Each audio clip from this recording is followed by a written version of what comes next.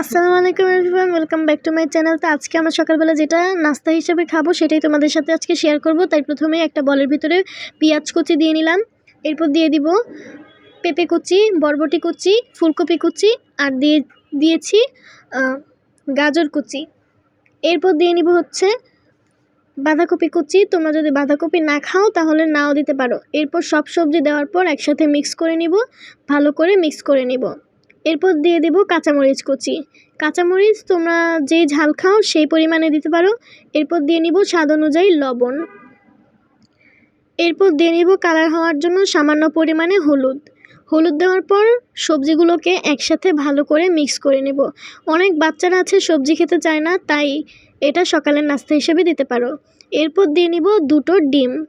ডিমটা চাইলে তোমরা দিতেও পারো, নাও দিতে পারো। ডিমটা থাকলে রুটিটা সফট হবে এবং খেতেও দারুণ লাগবে।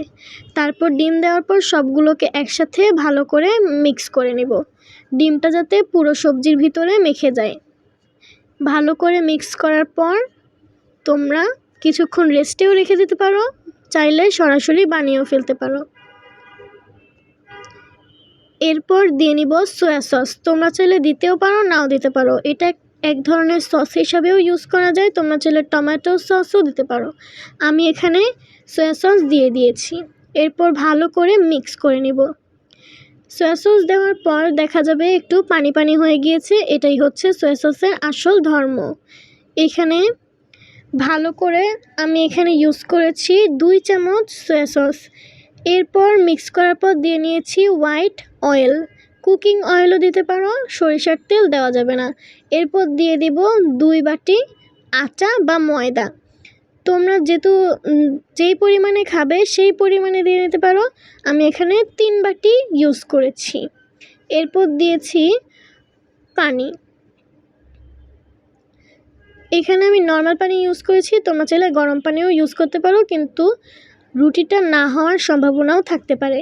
এরপর দিয়েছি ধনেপাতা কুচি। ধনেপাতা কুচি দেওয়ার পর ভালো করে আবার মিক্স করে নিয়েছি। এখন চলে যাব চুলার কাছে। এই যে আমার ভাই, ওর জন্য সবাই দোয়া করবেন, ও যাতে সুস্থ থাকে। ও বসে বসে ফু দিচ্ছে যাতে চুলা সবার আগে ধরে যায়, আর ও আমাকে এসে বলছিল যে চুলা ধরে গেছে। এরপর আমাদের কয়লাটা গরম হয়ে গিয়েছে। গরম হওয়ার পর আমরা এখানে ব্যাটারটা দিয়ে দিব। এই পর্যায়ে আমাদের চুলাটা গরম হয়ে গিয়েছে।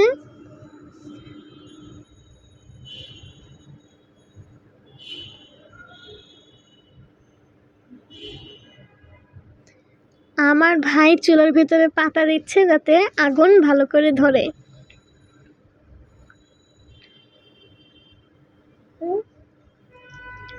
তোমরা দেখতেই পাচ্ছো তেল গরম হয়ে গিয়েছে। এখানে আমি কুকিং অয়েল ইউজ করেছি, তোমরা চাইলে অলিভ অয়েলও ইউজ করতে পারো, যারা যেই তেল খাও। তারপর তেলটা গরম হয়ে যাওয়ার পর ব্যাটারটা এখানে দিয়ে দিব।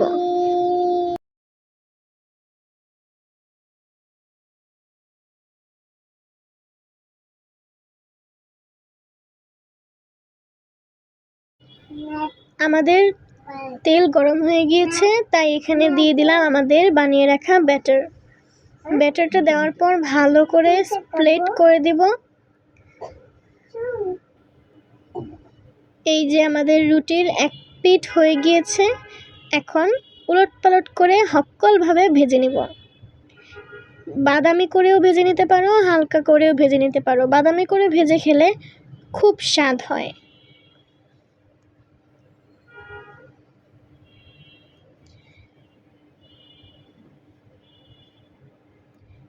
এই যে তোমরা দেখতেই পাচ্ছ আমাদের রুটিটা বাদামি কালারের হয়ে গিয়েছে।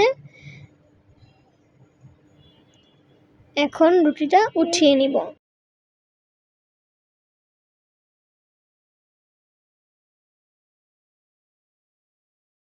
রুটিটা উঠিয়ে নিলাম। এই যে আমাদের রুটি। তো আজকের মতো ভিডিওটা এখানেই শেষ।